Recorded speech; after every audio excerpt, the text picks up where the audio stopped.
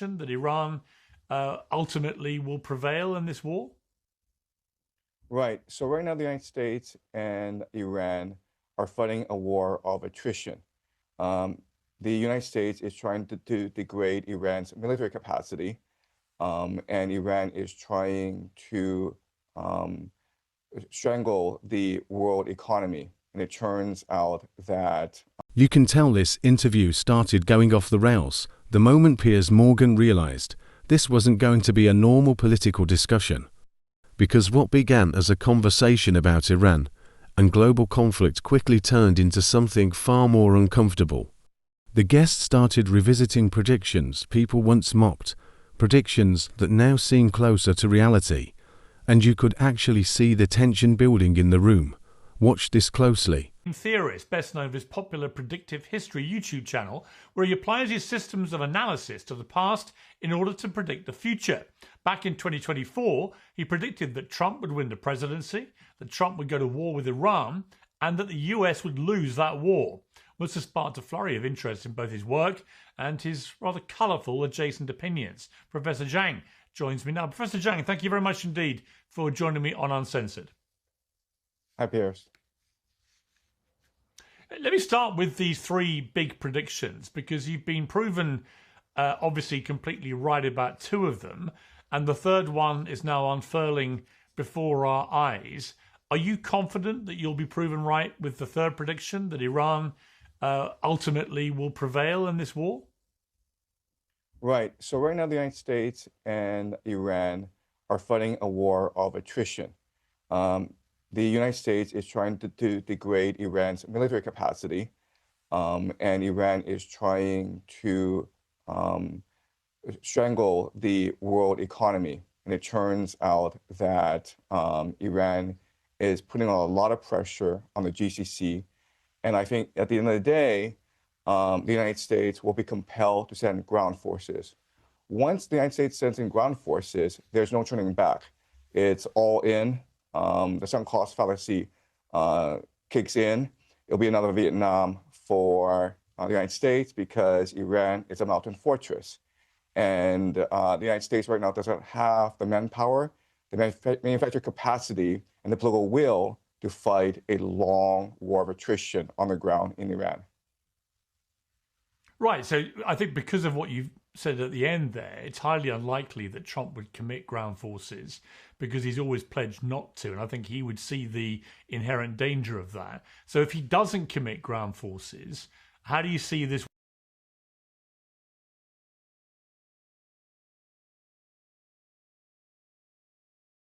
war playing out? Well, right now, if Trump doesn't commit ground troops, he does have a variety of options. The first option is just to simply declare victory and call it a day.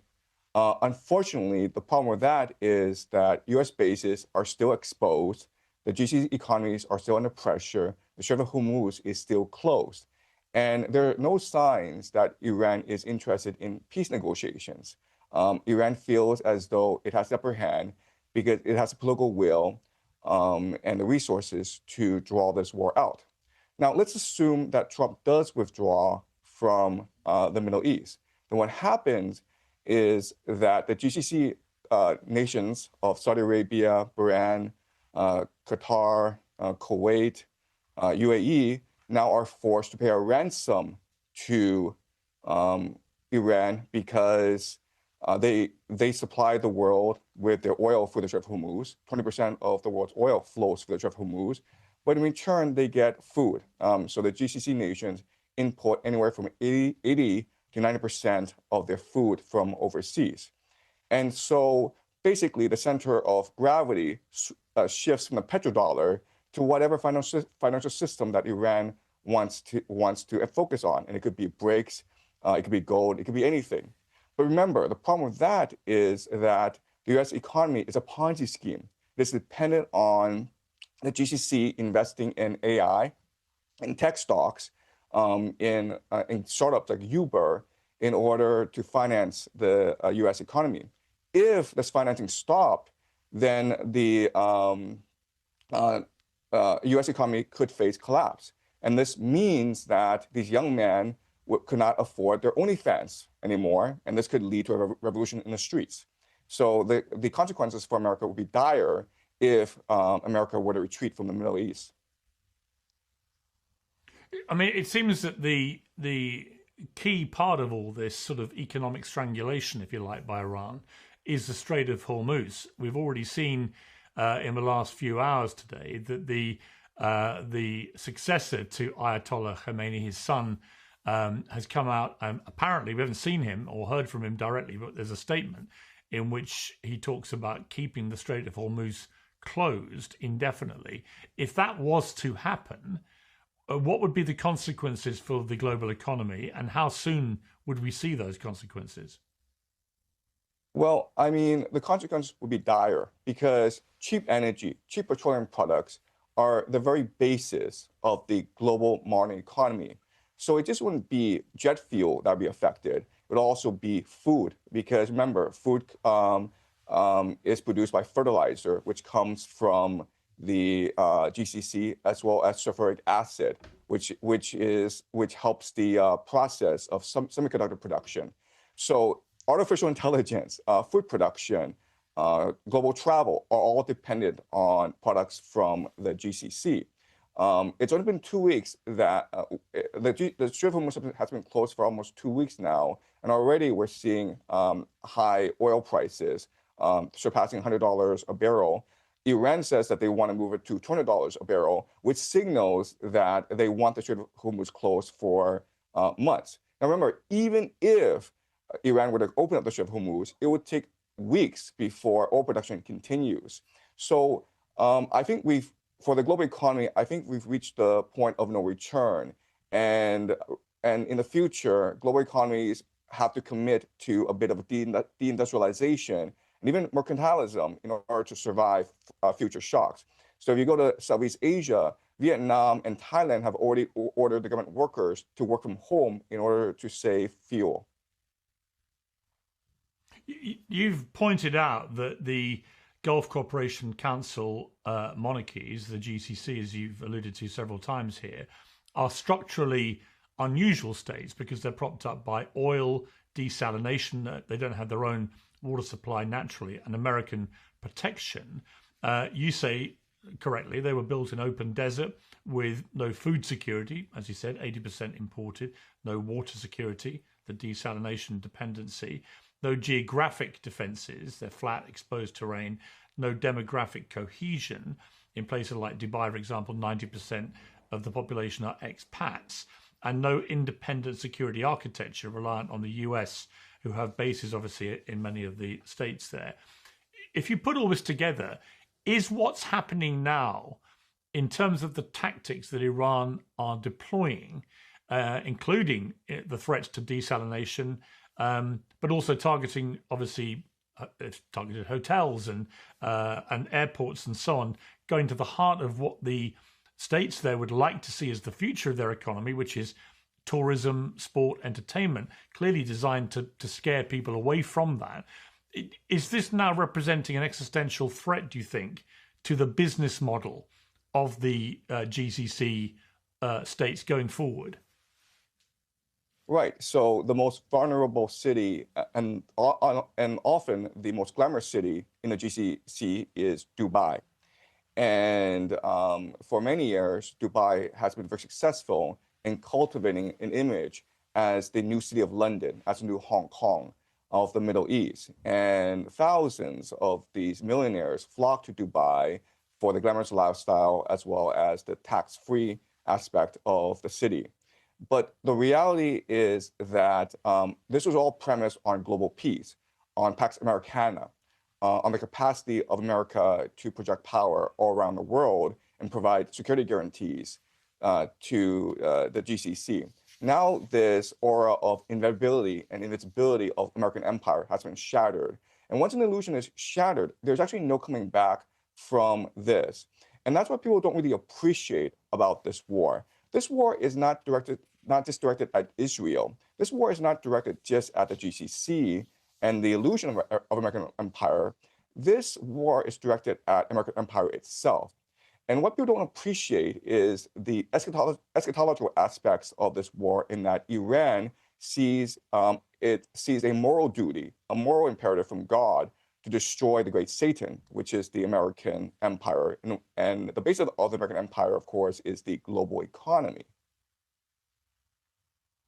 Right. At the heart and the head of the American economy is the President of the United States.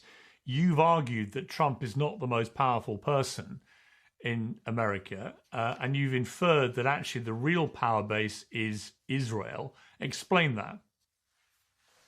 Right. So I actually don't say the real power base is Israel. What I say is that the real power base are a collection of secret societies that have an eschatological view of this war. And these secret societies include the Freemasons, which are now called the Rosicrucians and the Knights Templars. They include Jewish organizations called the Sephardim Frankists, who are embedded in religious movements called Shabbat Lubavitch. And then you have the Jesuits. You have a collection of secret societies.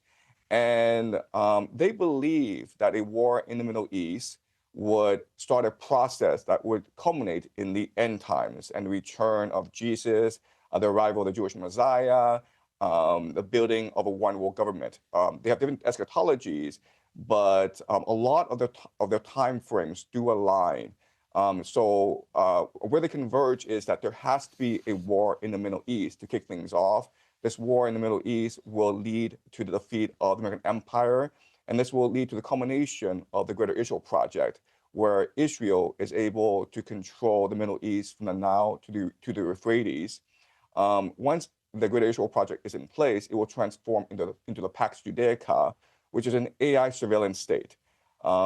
This will eventually lead to the war of Gog and Magog, the destruction of the Al-Aqsa Mosque and the building of the Third Temple, the return of the Jewish diaspora to Jerusalem, and the arrival of the Jewish Messiah or the Antichrist. So they have the scripted out. And unfortunately, a lot of world events are conforming to this script. Right. I mean, a lot of people say a lot of what you've just said is a load of fantastical baloney and driven by anti-Semitic tropes. What do you say to that? Look, I completely sympathize with this argument. 5 years ago, I would have said the same thing about this sort of argument and thinking. So what I do is predictive modeling, okay? Meaning that I'm going to throw some theories out there. And then based on these theories, I'm going to extrapolate into the future and see what the predictions are. If these predictions are correct, then my theories ought to have some legitimacy. Now, when I teach, I don't engage in historical analysis. I engage in speculative analysis. And so in 2024, 2 years ago, I did say that this war in Iran would happen, and I provided a lot of my analysis. And a part of my analysis that's very important is the eschatological analysis, meaning that Christian Zionists control the United States. There's a preacher called John Hagee who runs an organization called Christians United for Israel, which has about 7 million members. Christian Zionists are heavily embedded in the national security apparatus and in the Pentagon. There's reporting that U.S. commanders have told their troops that this is a war to bring back Jesus and to be not afraid. So that's my argument. Like, I don't want to believe this, but because this war in Iran is happening, I'm forced to conclude that some of my speculative analysis has validity. Otherwise, well, I think to be honest, I think the word speculation doesn't quite do it justice. I mean, look, there's no doubt your predictions so far have been proven to be uncannily accurate in relation to Trump winning and then going to war with Iran.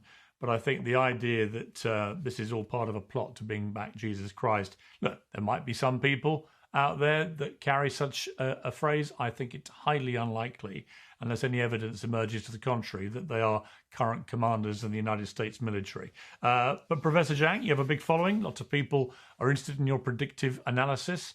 And it's good to have you on Uncensored. Thank you very much. Thanks, Piers. This is where the interview stopped feeling controlled. and started feeling genuinely uncomfortable.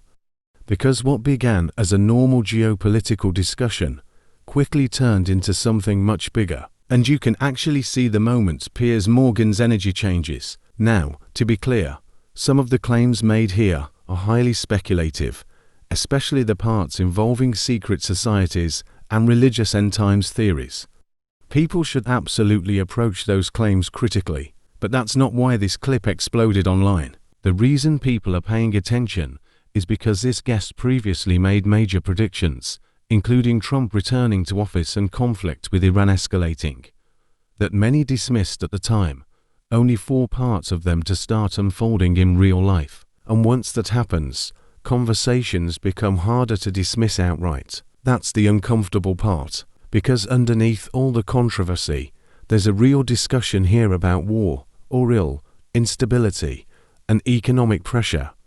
And Britain feels those consequences too. Higher energy prices, rising living costs, more pressure on ordinary families and public services. Wars overseas don't stay overseas anymore, and that's why this interview became tense. Not because every argument was convincing, but because some of the wider concerns are very real. But here's where the conversation clearly shifts. Once the discussion moved away from geopolitics and into theories about hidden organizations controlling world events, Piers Morgan immediately became more cautious. You could see him distancing himself from those claims in real time. And honestly, that reaction makes sense, because there's a huge difference between analyzing global politics and presenting speculation as established fact. That distinction matters. But this interview also exposes something much bigger happening across Britain and the West right now. Collapsing public trust. More people feel disconnected from governments, media institutions, and official narratives. And when trust breaks down, audiences start looking elsewhere for explanations, sometimes in increasingly extreme places, that should concern everyone.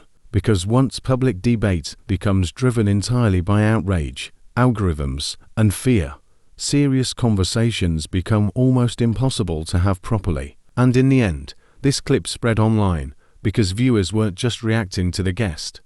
They were reacting to the tension in the room, the hesitation, the discomfort, the sense that the conversation had suddenly gone somewhere even the host didn't fully want to follow. And whether you agreed with Professor Jiang or not, you could feel that shift immediately. Stay informed, because conversations like this are shaping how people understand politics, media, and global events in Britain right now. And if you want clarity instead of noise, that's exactly what this channel is here for.